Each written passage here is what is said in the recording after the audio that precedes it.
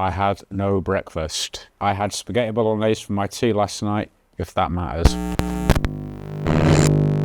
Hi, I'm Steve from 1233D. Today we are going to do an unboxing for the Creality Ender 3 V3. This is the higher end model of the Ender 3 series. Let's get cracking and dive straight in.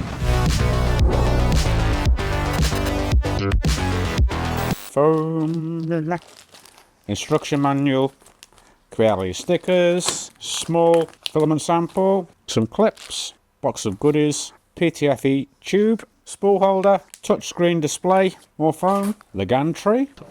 Place that very carefully there for now. Creality machines, if anybody's familiar with them, they are always packed very well. Plenty of foam in the box to avoid any damage in transit. An interesting item. The base.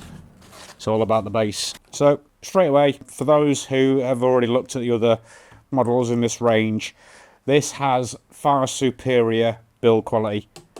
The base is all metal.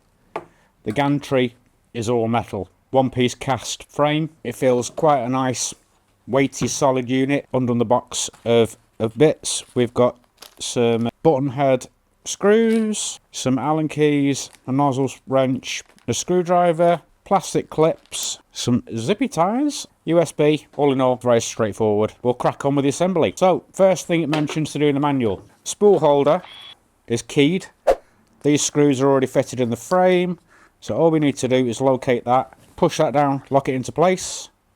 That's that part of the assembly done. Then, just make sure all the wires and everything are out of the way. Drop the gantry onto the base. So bag of screws, get the Allen key. The screws that you get are all the same length, so you can't really mix them up. Get the right size Allen key. So I'm just currently putting the screws into the facing holes facing forward. Just start them all off, and then we'll double back and we'll make sure they're snug down. When you're doing this, just make sure that they're threaded into the hole correctly. You don't want to be forcing them at an angle, cross-threading any of the screws. So I'll pop the machine up on its side. We've got two more screws on the base on both sides. So just now make sure that they're snug down the same as the front ones. So next off, what I'll do is I'll plug the stepper motors in. Again, they're all very clearly marked X, so that just pops into that stepper motor. This cable here, which is for the limit switch, so I shall pop that into that little socket. It did come with a little bit of black tape, so what I'm going to do is just tape that back to the stepper motor so it's just tidily put out of the way. Same thing on this side, we've just got one. This is the Z. Just make sure that these are all seated correctly when you're assembling the machine, because if they're not, it could trigger a fault. That's those cables. Next up, this cable, got another plug there. This one here, I can see the black plug is just going to clip into the extruder. Press it down until you hear it click and lock into place. The white plug that's on the side is to go to the filament runout sensor, which is situated on the side of the machine. So just pop that into place, clip that cable in there. Bowden tube. So the Bowden tube is just push fit fittings. All we're going to do is push that straight into the top of the extruder, and then at the back of the machine, the other end into the top of the filament runout sensor. That's that part done. We shall now just place the spool holder in, twist and lock into place, remove the protective film from the front. So anybody familiar with the K1 and the K1 Max series, this is the same screen.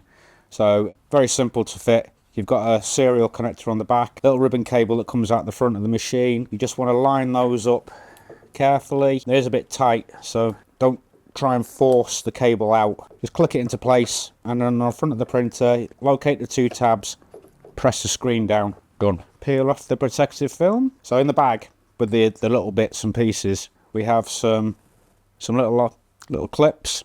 Then that clips the PTFE tube to the cable, and then this little piece is a strain relief. So over that plug, just clip that into place, nice and neat. And so move all the bits and pieces out of the way, get the USB drive ready, give it some power, and follow the setup process. So flip the switch on the back and see if we can make magic happen. Straight away, one thing I have seen, Creality logo glows up with a light. Something they've added to this machine that is not on the K series. Who doesn't like a glowing light? Okay, so we've just powered on the machine. This is what you'll be greeted with. Language selection, so we're on English. We'll click next. Privacy policy, so I'll tick have read it, and click next. However, I would recommend that any new users do take some time to sit down and read all of that. Next, it's going to ask us to set up our network. I shall skip this part and we will come back to that later on, but very simply, all you need to do is click your Wi-Fi name, add in your Wi-Fi password, click next, and it'll connect. You're done. So we'll skip. Time zone. Always struggle this part.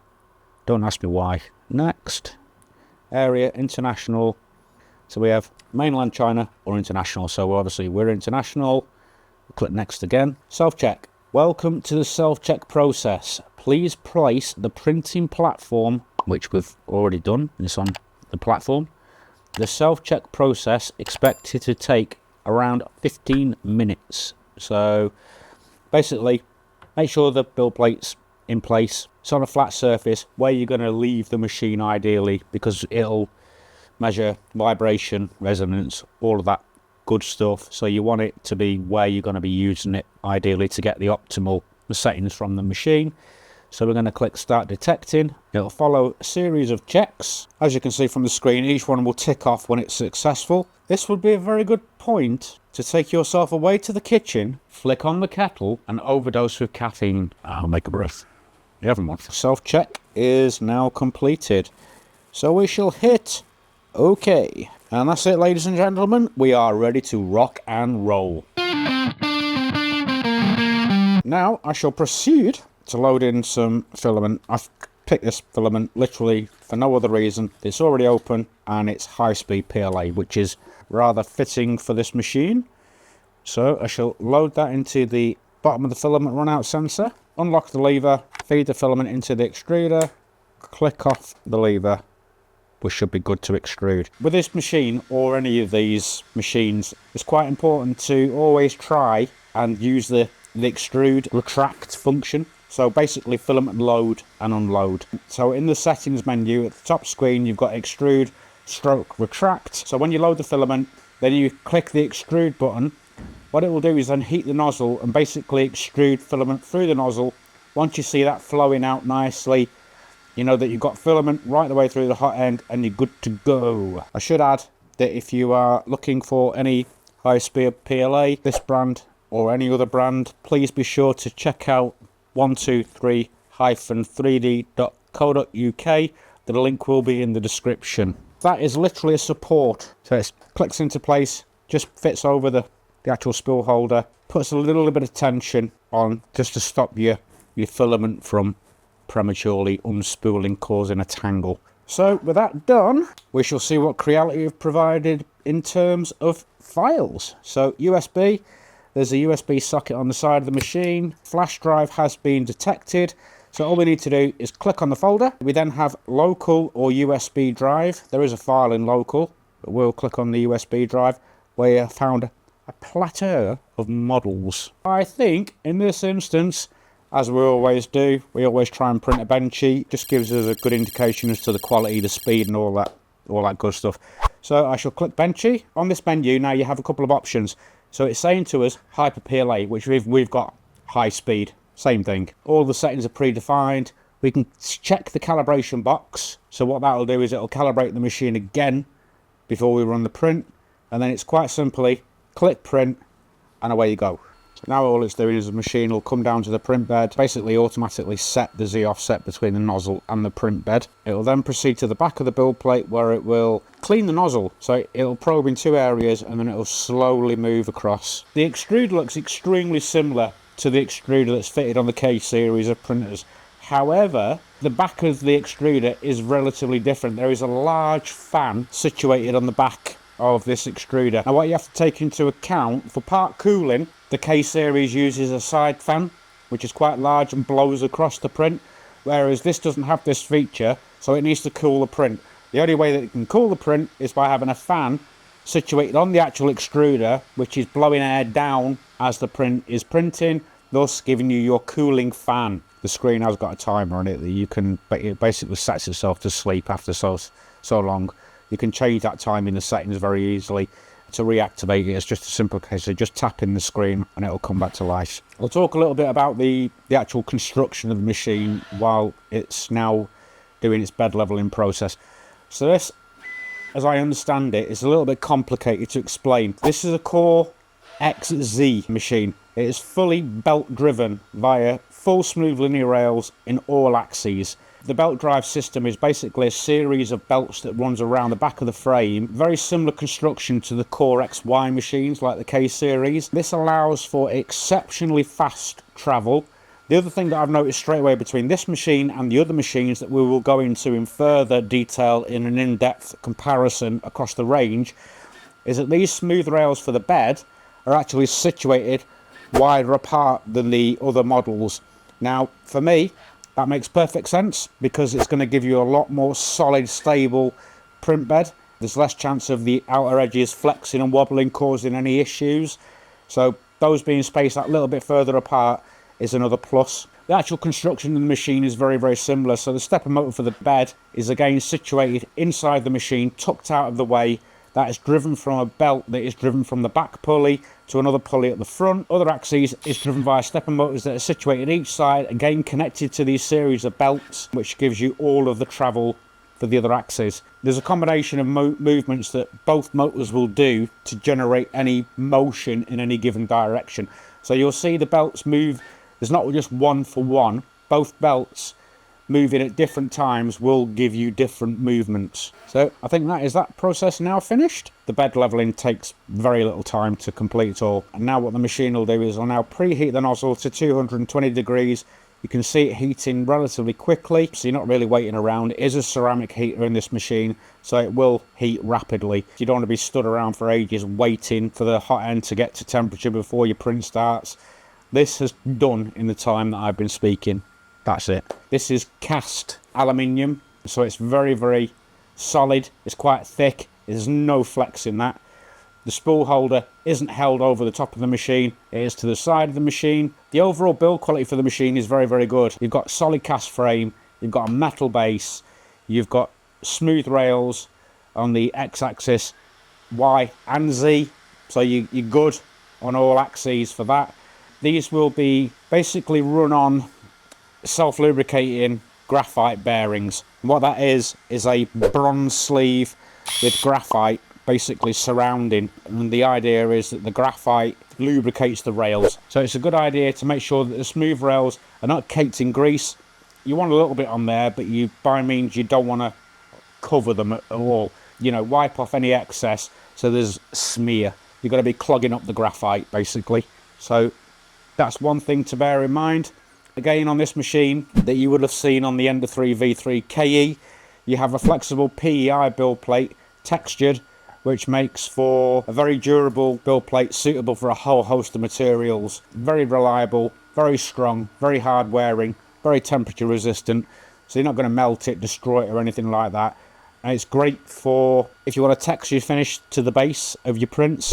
You get a very nice, almost mottled textured look to the bottom of your print. Other things to note. The other thing that this machine comes with, the standard, is obviously the same as the KE. We have a filament run-out sensor. This is tucked out behind the machine here, out the way. If you run out of filament, it'll pause the print, let you know, reload, resume. You're good to go. We shall wait for the Benchy to print and show you the results.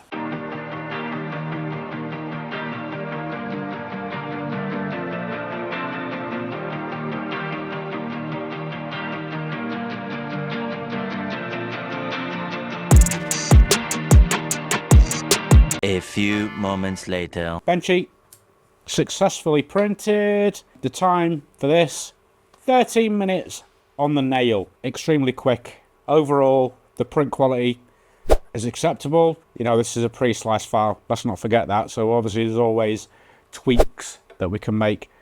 But overall, for the print speed, I can't argue with it. You've got decent overhangs. There's no real stringing. There's no real distortion in the Benchy in any way. No under extrusion. High quality for such a high speed. We've had a little bit of time to now play with the machine and obviously do some prints on it. So we shall proceed and dive in. The build volume for the machine is 220mm by 220mm by 250mm high. The maximum speed for the machine is 600mm a second. However, this is the maximum speed. We do not recommend printing at this speed. 300mm a second is more than quick enough and still produces exceptionally good results. The extruder is again a direct drive extruder. This comes with a hardened steel nozzle, so you should be good to go with anything abrasive filament wise, like carbon fibre, glass fibre reinforced filaments, so on so on. Creality also claim this is a quick change nozzle that you can do with one hand. Basically you get a socket provided with the machine that you can undo the nozzle with one hand. Basically it is an all metal heat break in the hot end, so again it's a very robust, tried and tested method. It's very similar to the actual nozzle that they are fitting in the K1C series. Not identical, but similar. The actual maximum print temperature for the nozzle on this machine is 300 degrees C, and the bed will heat to 110 degrees. So again, making this machine ideal for printing with ABS. The machine's also equipped with a 32-bit mainboard like all its other predecessors. This runs Creality OS, which is a slimmed down version of Clipper, which will be open sourced obviously for root access should you want to take that route with it. We also have a 4.3-inch touchscreen display, again identical to the screen that you would find on the K1 models. It's very nice user interface, very easy to use, touch response is great. We don't have any issues with the display at all. It's very well put together, in all honesty. Behind the machine, I'll spin it around so you can see, we have all the belts hidden in the back, filament run out sensor, USB port on the side. There's only one USB port on this machine, so if you're going to fit a camera at any point to the machine, you are going to have to consider the fact that you're going to be sending files via Wi-Fi, which is no issue. We do it all the time and it's very simple, very easy to do. Slicing software that we recommend for this machine to get started with is Creality Print. They have released version 5 of Creality Print, which is very, very modern looking. Quite useful features on there, so be sure to go and check that out. Assembly, there's not much really to say on the assembly side of things. It's literally a few screws, you clip the screen in, hook on the spool holder, fit the Bowden tube, plug the cables in, add your clips, plug it in, you're pretty much away. So it's really, really simple to set up. The machine does all the calibration for you, so there's no messing around with bed leveling or anything like that. So the overall print quality that we found from the machine, totally stock settings, we haven't tuned anything or messed with any profiles, has been very good. We printed the benchy just to test the machine, make sure that everything was working correctly, and that printed absolutely faultlessly. We then went and sliced our own file for a Flexi Dragon. This was printed in our own brand Chameleon PLA, and it printed perfectly. You know, everything, as you can see, moves as it should do. Nothing fused together, no over extrusion. Really nice print quality. We'll get some close-ups for that on camera for you so you can see. So provided you keep the machine clean, you're going to have very little maintenance to do other than the belt tension. Again, really easy to adjust. If you look at the back of the machine, you've got these little tensioners, so you'll just literally slacken them off, pull the tensioner tight to get the tension on your belt, nip them back up, belts are tight, you're good to go. So really simple. Overall impressions, they've stepped it up with this model in the range. As I say, there's no plastic, it's all metal die cast. The build quality is really good. Stepper motor's tucked nicely out of the way. The one in the base again is tucked inside, so it's out of the way, not on show, making it a compact footprint. They have put the spool holder on the side, which in my opinion is a better option because you're not going to get that vibration at the top of the machine. It just makes for a very stable, all-round, good quality machine, what I believe to be quite an affordable price. So this machine is currently available on our website, so please be sure to check out 123-3d.co.uk. The link is in the description. Be sure to like and subscribe. Any comments or questions, leave them in the box below. Thanks very much. As always, we aim to have the most competitive 3D printer prices in the UK. If you see any of our printers being sold by a mainstream UK retailer for less, please drop us an email using the link in the description and we will do our very best to beat their price.